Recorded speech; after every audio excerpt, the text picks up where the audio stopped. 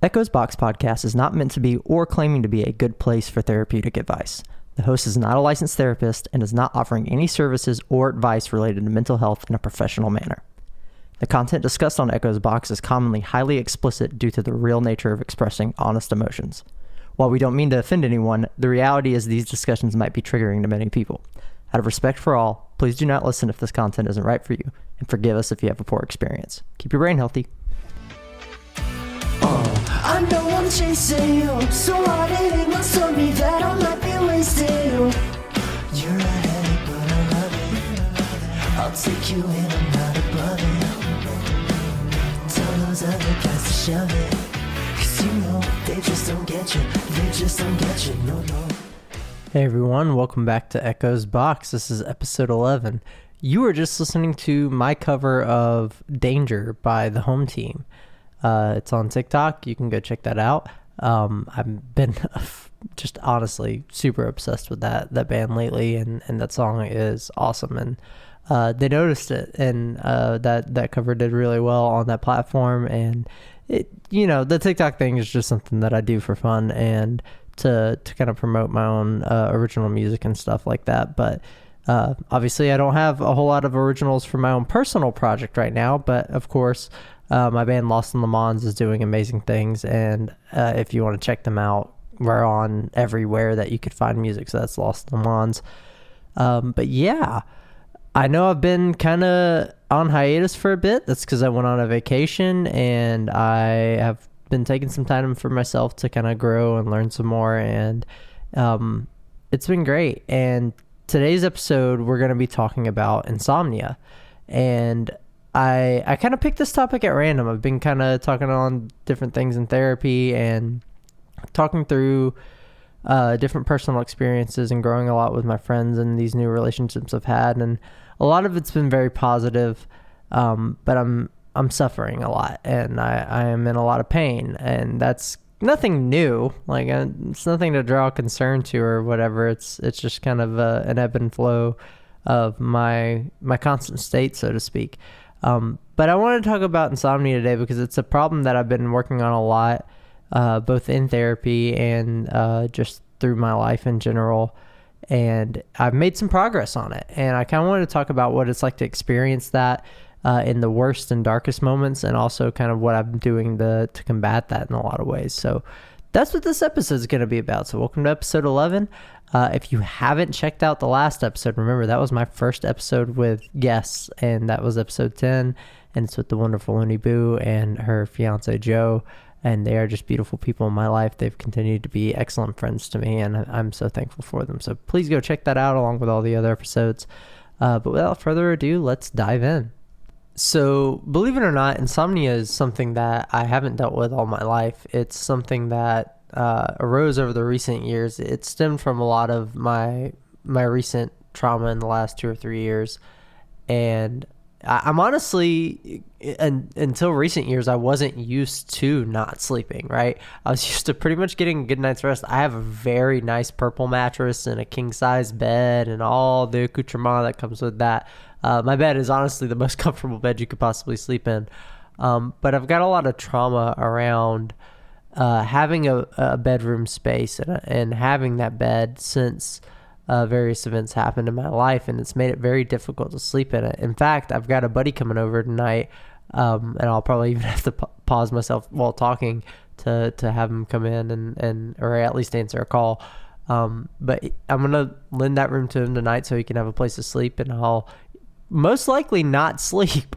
I'm hopeful that that's not true. I don't anticipate that. I don't speak that into existence to say, hey, you're not going to sleep. It's just kind of the common fold for me. In fact, I speak into existence that I will get some rest, even if it's really crappy rest. But over the past 2 or 3 years, I've been dealing with chronic insomnia, not just casual insomnia. For days and days at a time, I will not sleep. In fact, I just recently went through a 3-day spell of absolutely no sleep, and some of it was for like actual reasons, like of events I was participating in and whatnot, but most of it wasn't. And the outcome of that is I'm exhausted and it hurts, and I can't, I just can't sleep, but somehow I still function, and it's very difficult and painful. And I kind of just want to describe my experience with all that, and kind of where I'm at now, and what led up to that, of course, first. So after one of my traumatic events, which was the long-term relationship, I always harken back to that because it was a catalyst for a lot of the positive change in my life, honestly. But with that, you become associated. I say you, by you, I actually just mean me. I became associated with this idea that bedroom was a place where I shared a space of rest with a partner. And granted, it wasn't every single night because this partner didn't live with me at the time, but anytime they were there, it was something that I could associate with. And over time, I just kind of became accustomed to associating that space with comfort. And that's very good for a sleeping space. I for the longest time, been able to sleep on my own just fine. But after that all ended, obviously the trauma of that, I wasn't sleeping to begin with, and then a lot of other things harken from that we'll kind of touch on. But overall, after all that ended, my bedroom no longer became a safe haven. It became a place of fear. And I've since mostly resolved that. I can actually go into my room now, especially since I've moved houses. I can go into my room and I can kind of be there and be present. And, I still shower in my own bathroom. I change clothes and all that kind of stuff. I can even go sit in there and take a phone call or just relax on the bed for a bit. But sleeping is still not an option for me. And it's just complicated. So, there was a brief period of time with my most recent relationship where, as long as my partner was there, I could sleep in that bed with them, and I could be comforted and be okay. So it's almost like if I have a medium to sleep in there, a reason to sleep in there, it's comfortable. But if I'm alone on my own, it's just simply not. But the issue extends well beyond the bedroom and the bed and all that kind of stuff. I've honestly grown past a lot of those associations that I built in my mind from those traumatic experiences that I've had. Now the problem is I just can't fucking sleep. It doesn't matter where I am. I could be somewhere else. I could be in a different bed. I could be in a different home. I could be in a different space entirely, and I still just can't sleep. And so most nights I'm on my couch wide the fuck awake, and sleep just doesn't come. So what have I been doing to kind of combat that? Well, the first instance of that was dealing with the associations, right? So I had to take back my space. I had to make it mine. And so part of that was moving out of the home I was in, having a different arrangement in the room. The bed itself still holds some kind of energy to me that is averse to comfort in its own state, which is not logical. It's not rational, and that's something I'm very aware of. And so I'm able to fight that with that logic. Understanding the logic behind that and understanding that it's not rational helps me fight back, because a lot of mental illness is not rational. That's why it's mental illness. And so this logic is a tool for me to kind of say, hey, that doesn't make a whole lot of sense, Case. You just no, don't acknowledge that. Don't give it that energy. It doesn't deserve that. Take it back. And I have been able to. The problem is I'm so plagued by the rest of what's going on in my life that I still can't sleep. So most nights I'm just wide awake on the couch, eyes wide open, whether I'm watching Game Grumps or my favorite ASMR YouTube channel or listening to some of my magic teachers. It doesn't matter what I'm doing to pass the time. I pass the time through the night. Reading a book has been the most productive thing. I'll talk about some of the positive things that come from it too, because I do try to make it positive regardless of it being inherently like negative in terms of lack of sleep and energy. But yeah, it's hard. For many months when this started, it was straight no sleep, and for most people, if you don't sleep for 2 weeks straight, you start to kind of go insane. And that didn't happen for me. But the only reason that didn't happen for me is because around that time is also when I started my magical practice. And a lot of the initial learnings of that practice are heavily grounded in meditation. And meditation is certainly no substitute for sleep. In fact, I did some research on it to make sure I was healthy, and I wasn't. But the research yielded that after about an hour of meditation, your return on investment into that in terms of restful sleep benefit, not regarding all the other benefits of meditation, just in terms of restful sleep, starts to be diminishing in returns.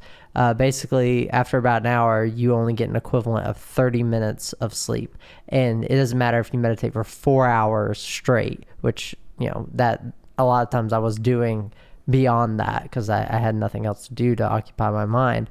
But I could do 4 hours and it still only equates to 30 to 45 minutes of sleep. So it just stops being beneficial in terms of rest. But what's nice about that is it does mean I was getting some form of rest during that time I was meditating, even though I wasn't getting actual full night's sleep.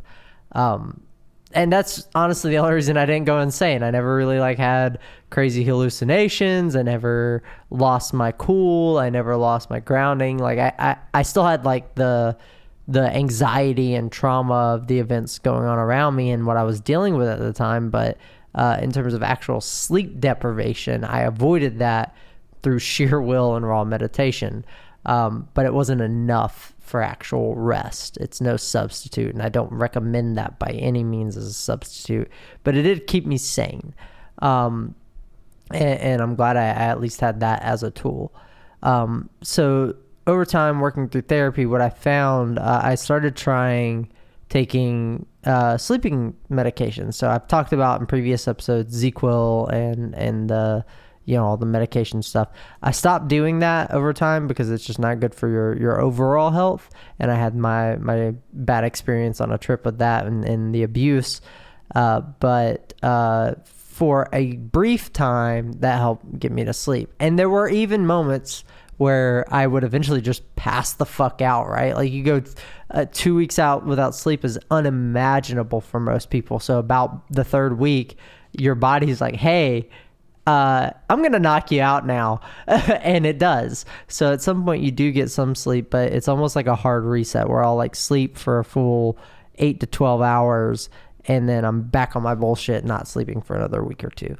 And it's a constant cycle. And it was like that for a whole fucking year and a half, if not more. And, but what was cool is as I got tools to help with that, I got a little bit more sleep in between. So it started with the ZQuil, and that helped for a bit, but it wasn't enough. And I had those experiences. And then my therapist was like, try a white noise machine and a weighted blanket, like some practical raw tools. And those helped a little bit, but nowadays I don't even use those. I still have them if I really need them, but they weren't that helpful to begin with. And they don't serve me very well now, but I was willing to try anything, right? Like you're not sleeping, you're not getting enough rest. So anything is a good idea. And they were comforting tools. There was nothing bad about those tools. I think my therapist's recommendation was spot on, but it wasn't enough. I needed more. So I started using things like edibles, like THC edibles, to help calm me down. So I would take kind of a higher dose of those because instead of just getting high, it would calm my brain down enough to knock me out.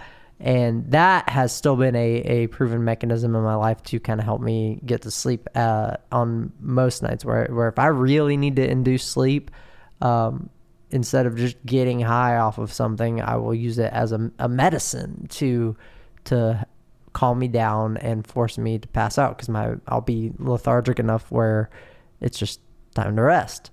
But another problem I had though was anxiety, right? So I've talked about anxiety in some previous episodes. If you haven't listened to those, check that out. But to help combat the anxiety, I was prescribed Xanax for a bit, and my therapist would kind of help encourage, be like, hey, if you're having like anxiety at nighttime and it's preventing you from sleeping, use your medication as a tool, just like you use the others, and take your recommended dose, if not just a little bit more, so that way it knocks you out. And benzos are great for that. I mean, that's essentially what they are sleeping pills at the end of the day. If you're active and anxious, they don't make you sleepy, but if you aren't anxious, they knock you out. And if you are anxious and you take just a smidge more, like, don't abuse it, but if you take a smidge more, it'll knock you out. And so I had these tools. I had medicine, I had physical tools, and all of those things helped improve my sleep overall. And I was still suffering with this, but I was able to sleep more often than not, compared to 2 weeks. Instead, it went from 2 weeks of no sleep at a time to, just a week, or down to like 3 days every week or 5 days every week. And it started to improve and get better. And this time, in the past year, I've kind of not needed Xanax for any of that. And I've continued to use like edibles, as needed for that when I just notice I'm not sleeping enough. But, it's still been kind of variable whether or not I get sleep. And the big problem I've been having lately is not that I can't sleep, which is not entirely true. Like, I still have the insomnia thing, but more so when I do sleep, it's not restful sleep. So I'll only sleep for 2 or 3 hours, or I'll sleep 6 hours, but I'll have horrible nightmares to where I might as well not have slept at all, because I wake up in a cold sweat and it's not good, or I'll wake up in the middle of the night.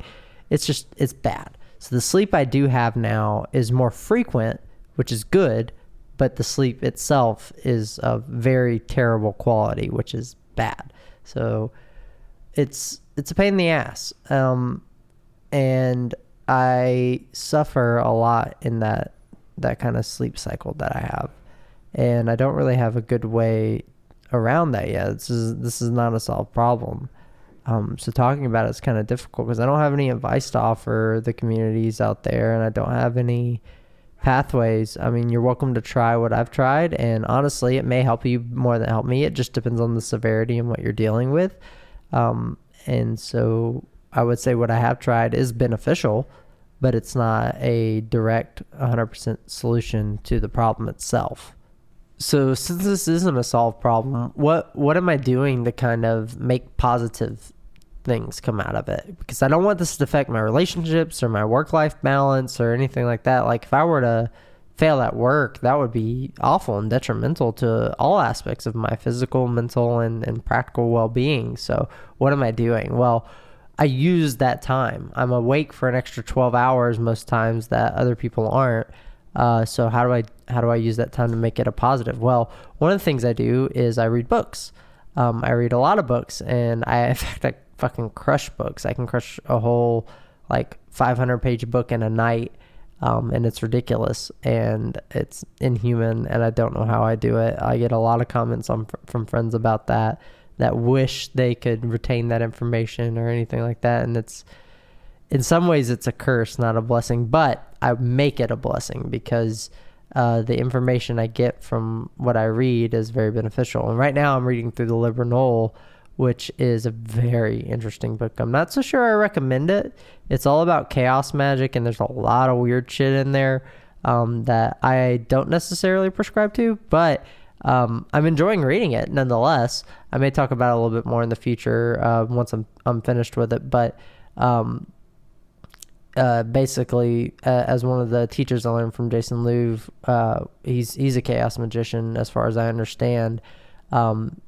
The only thing I don't really like about it is that they have a system and a hierarchy. It's not that the information is not valuable. It's that the whole purpose is it's trying to be a book for people to learn from if they have never been introduced to it. But chaos magic is so variable that to define things is kind of the opposite goal. Like it's supposed to be your path. So I don't know. I'm still, like I said, I'm still reading through that. I don't have a formal opinion on anything, but I don't necessarily recommend it. It's a very difficult read, despite it not being a very large book. But since my background is in ceremonial magic and I am moving along in such a degree, there's a lot of overlap between things. So it's very easy for me to read personally. And I am enjoying it. I have nothing like negative overall to say. I just don't think it's a common book overall. But that's just, I'm halfway through it. I could totally change my opinion thereafter. But again, that's just one of the books I'm reading through, and I'm still getting positive benefit from it. But I'll do that. I'll read up on stuff for work. Like I'll read up on the latest exploits, and I'll watch videos from my favorite YouTubers about new things that are going on, and I'll make sure I stay up to date on stuff. So I use that time to catch up. I'll use it to meditate and do my spiritual work. I'll use it to simply relax my brain sometimes. Sometimes you don't want to overwork yourself because you're already not sleeping. So let's just veg the fuck out. So at least we're getting some kind of dissonant sort of rest, or play a game or whatever. So that has been very beneficial to my growth, whether it's working on music, reading, spiritual practice, or work-related stuff. Like all of that is how I make it a positive, right? I use the time. I'm not just idling for 12 hours. I'm using it to grow myself. And that has been all the difference in between what makes it positive versus negative. So that's what insomnia is like, and it's painful. It's very painful. Despite the positives I'm able to glean from it, I am in immense pain dealing with a lot of this stuff, and I don't like talking about it very much. In fact, I make jokes about how I don't sleep to most of my friends just to make light of it, and some of them I can see some concern in their eyes, but no one has anything for me to help, and they honestly can't help. And the work I'm doing in therapy and in my own life is all I can do. What's nice is, say I do gain a partner eventually, they will be of great benefit to me in terms of sleep, because if they don't have insomnia, if they do, that's a whole different thing. But if they don't, and it's time to sleep, it's time to fucking sleep, and I will want nothing more than to be with them, be next to them, and rest. I don't want to rely on that though. So that's great that option exists, and I know it works because I've experienced it, but it's not enough. It shouldn't be their responsibility. That's not healthy either. I want to be able to sleep on my own, and I hate that I can't. It's just very, very, very difficult. And a lot of my issue nowadays, like I said, doesn't really come from like trauma or relationship stuff. I've been able to successfully move past a lot of that. It comes from now, like, why the fuck am I having so many nightmares, right? Like, I don't want to sleep if all of it's going to do is result in nightmares. So it's almost like not a fear, but a frustration. Like, I'm not scared when I have a nightmare, but I'm frustrated because it wakes me up. I'm frustrated because it keeps my brain active even if I do sleep. I'm frustrated, man. Like, I don't want to have these nightmares. They don't make a lot of sense. And when there's something that I can glean information from, at least they're beneficial to that regard to my mental health to move past and work through something. But sometimes it's like your classic fucking boogeyman shit where it's like, I remember I had a nightmare recently where I was in my room at my old house, like my old bedroom, like when I was a kid or a teenager, and I was there as an adult, and there was this monster outside. I think it was like a clown looking thing, which I don't even have a fear of clowns. Like, clowns are fine by me, but my brain kind of like made an amalgamation of scenarios. Like, if you've ever seen Doctor Who and are familiar with the Weeping Angels, or maybe you're familiar with like creepypastas and the SCP series, and there's SCP-173, you can't blink or it'll move. And so basically it was snowing outside of my house, which doesn't happen because I live in the fucking South. Like, we get snow sometimes, but it was snowing heavily. and I could see this clown entity outside of my window, and it would just be there and look at me, and I couldn't sleep. And then this happened throughout the entire nightmare. So this was several days occurring in one single dream over one night. So that's like the timeline difference between within a dream and what's actually happening. But the first night within the dream, I just stayed wide awake. The second night, I finally blinked, and it moved inside. And on the third night, I just covered my head, and I could feel its presence hovering over my bed, but it wouldn't touch me even though I wasn't looking at it and it could move freely. It left me alone. And then it got to a point where I got mad, because like, what's funny about me and my personality is I'm not scared of anything. Like, the only things that I have fear for are things that involve emotional damages. Like, I fear for heartache and breakages. Like, not like I experience a lot of heartache and sadness. That's different. But like, I fear for the well-being of others overall, and my own well-being sometimes. And not in a sense that holds me back, but in that it's a healthy fear, in that I want to prevent it from happening, right? Because we shouldn't live in such turmoil. But in terms of like scary shit, especially as this fucking hippie ass magician that I am, like, I can do an exorcism with the snap of my fingers, or I should be able to. If I can't, then it's a much bigger problem beyond me. So I don't fear a lot of like existential ethereal entities. That's just not a problem to me. But but that's what this was. So I was like, I'm not fearful, I'm mad, because even in my dream I'm not fucking getting sleep, and it was so silly. And so like, I got mad and I started staring it down throughout the dream. I was like, every reoccurring night that I would have within this nightmare, I would be like, hey, I see you, dog, and we're going to deal with this. And it ended up to a point where I made a move. I blinked enough to where it would enter my room and be there with me, and then I made it chase me throughout my house to the point where I could trap it. Now, the common theme with this entity is as long as you stayed awake until dawn, eventually it would leave and disappear when day broke. On the last night, though, when I did this and dawn broke, my idea was I'm going to trap it in the garage with me and confront it. And that's what I did. And I was going to open the garage, and I was like, oh, I got daylight. Like, this is all I know about it. Let's work with it. And it didn't go away. And then I woke up. And ever since then, I didn't have that nightmare. But it was just a very frustrating dream. Kind of what I gleaned from that was that I'm frustrated. I am overall frustrated with the fears and the anger and the place I have in life. Like, this entity to me sort of represented this constant battle that I'm having. And it's not literal. None of it's literal. All of it's made up. And in fact, it had nothing to do with that. It was just a plain classic nightmare. But I tried to make something of it on purpose for myself. So I built a reason and a meaning out of nothing, to try to kind of help with my own personal frustrations in all that kind of stuff and in all that noise. So I've had a lot of nightmares like that, but I also have a lot of nightmares about things like my dead father and him appearing, and us going on weird adventures that end up going very sour, or relationship stuff that happened and that turning sour. They're all nightmares. They all turn sour, even if they're kind of neutral or just weird and trippy at first. They all turn sour to some extent.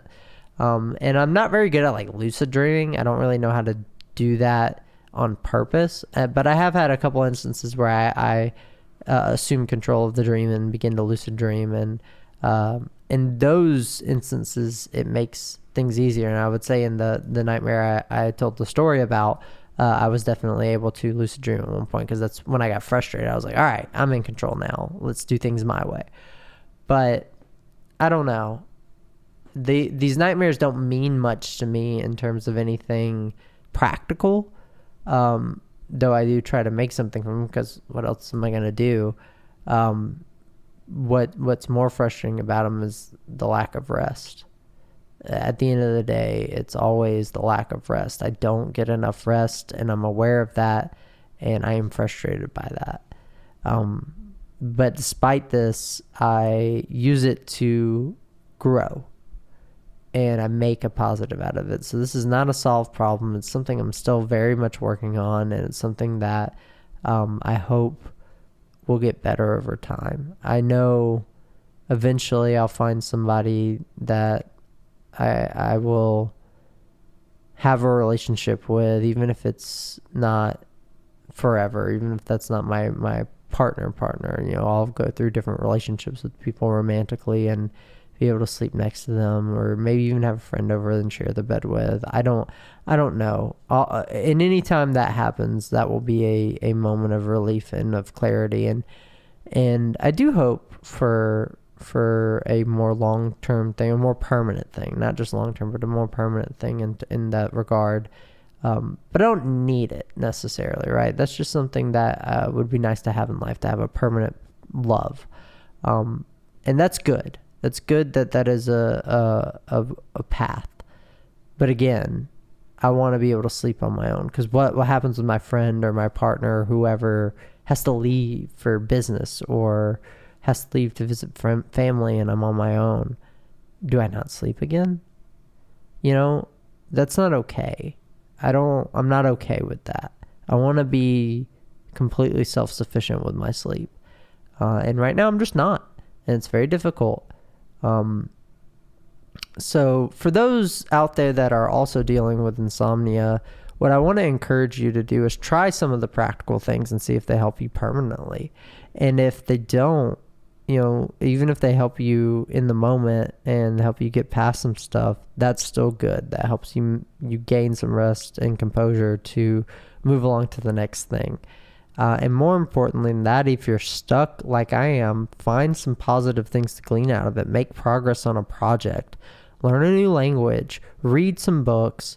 Watch your favorite shows. Veg out. Take time for yourself, because basically what you've unlocked is more time. In some ways, it's a superpower, right?